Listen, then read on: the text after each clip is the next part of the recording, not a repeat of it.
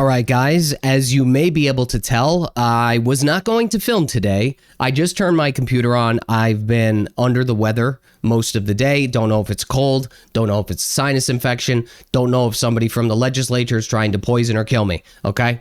But here we are. And the reason that I'm on and the reason that we are sitting here together right now is because of this headline. I've only read the headline. Okay, I've only read the headline, and I don't even know if I could get through this with a straight face. What does this say? This is from the State House News. I don't even know if the Globe or any other, news station covered this. Maybe they have. Maybe I'm late to the party, but I'm at the party. Okay, so here we go. Healey backs natural gas transmission project. Governor says gas continues to play an important role in our overall energy supply. It's a little late, okay? It's a little late for this. I guess this is, let's see, Eversource, National Grid, Unitil. Looks like these are where the lines are coming through. Looks like it's through most of the state. I don't know about up here in these areas that are white. Maybe they're on there. Maybe they have their own supply or something like that. But the majority of the state looks like it's going to be covered by one of these three usual suspects. Let's keep reading and let's keep getting pissed off. All right. Governor Maura Healey signaled support for Eversource's proposal to lock in more natural gas for Massachusetts, offering an indication she sees the fossil fuels as part of an important She sees the fossil fuel as an important part of the state's energy mix, even as her administration presses forward with longer-term climate goals. Look, guys, I said this before. I'll say it again. They put the cart before the horse. They should have still kept those two natural gas pipelines coming here, even if it was going to cost us some money. I think that if somebody did like a cost analysis, this is what it's going to cost you, but this is the potential savings versus, going from 0 to 100 with the hamster on the damn wheel trying to get energy here and what we're paying now. Because I've seen bills of zero supply and almost $50 in delivery, which is ludicrous, okay? Let's just call it what it is. That is absolutely insane. We appreciate... All right, here we go. We appreciate this 10-year proposal.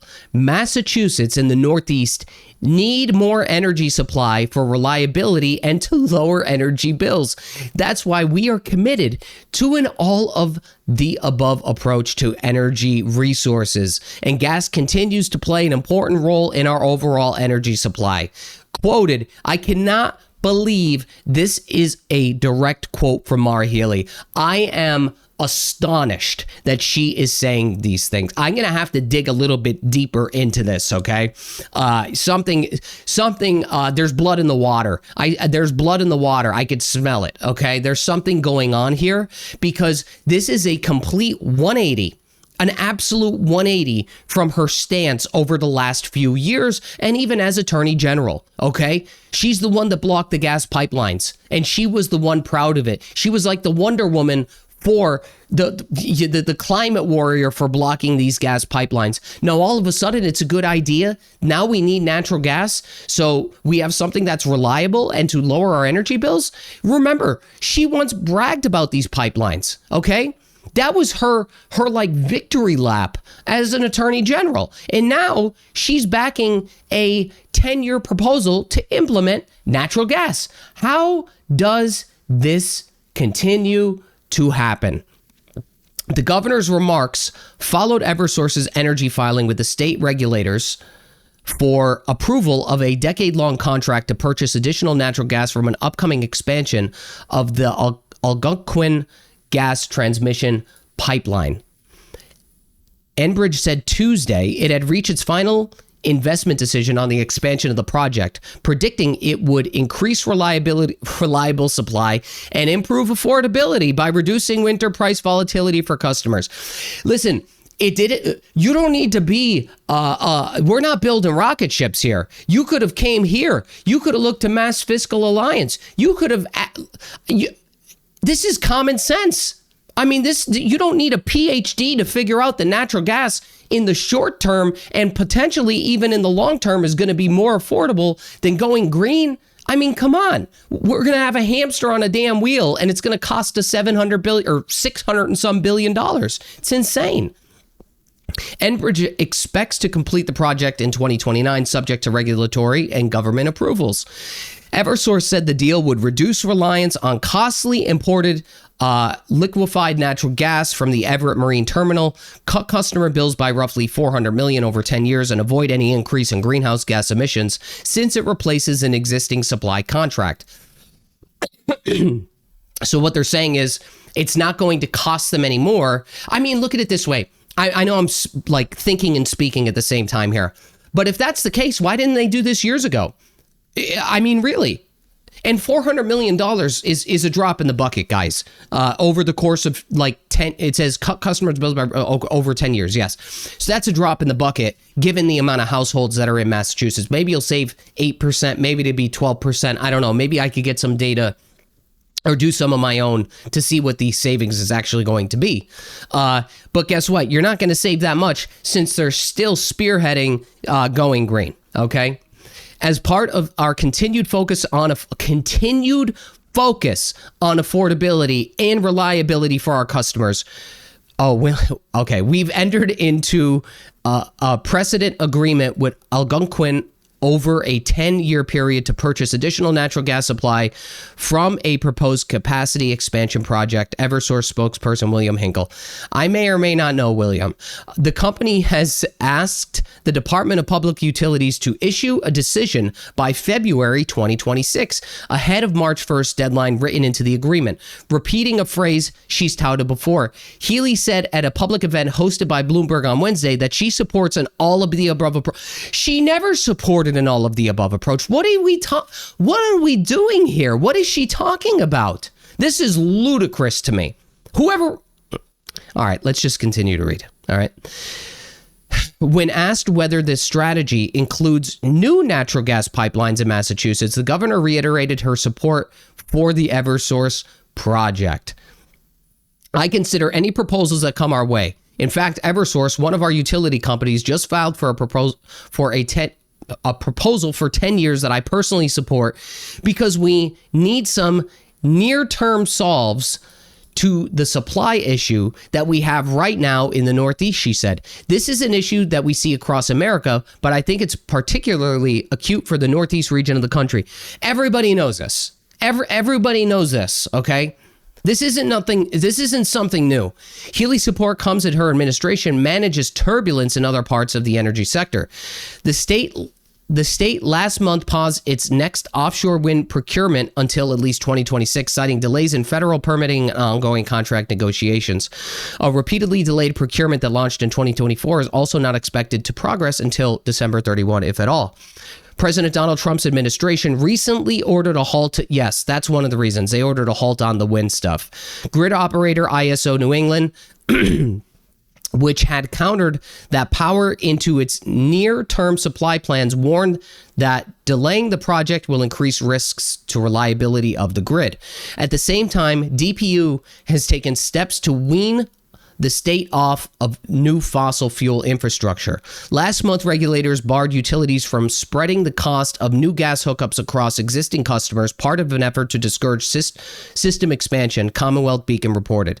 They are also reviewing gas company climate compliance plans to ensure operation aligns with legally binding emissions targets. Environmental advocates said regulators should carefully weigh whether more gas infrastructure is the right path. It's the right path if you want to save people money. Okay, I think all arrows point in the same direction here. Let's just be honest with ourselves.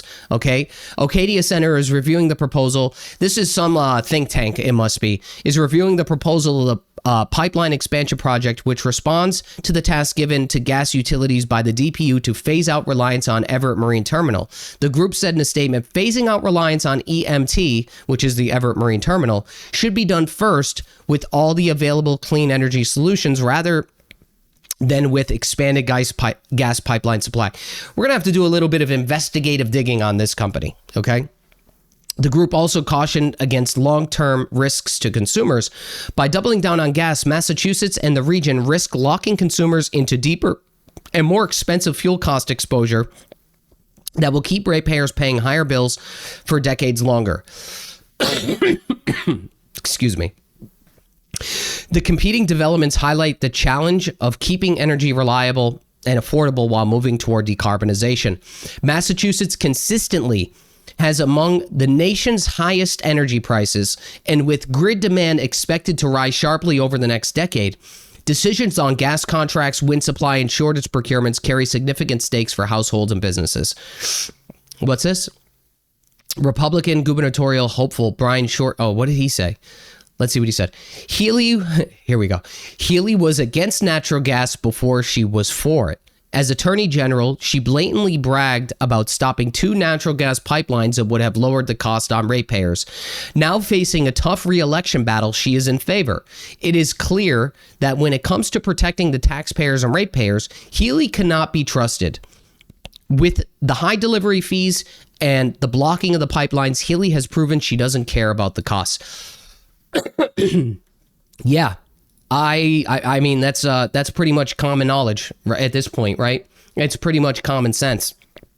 So I'll say this much, this pivot into wanting more natural gas, I think this is like a political yoga move. And that's all that I think this is.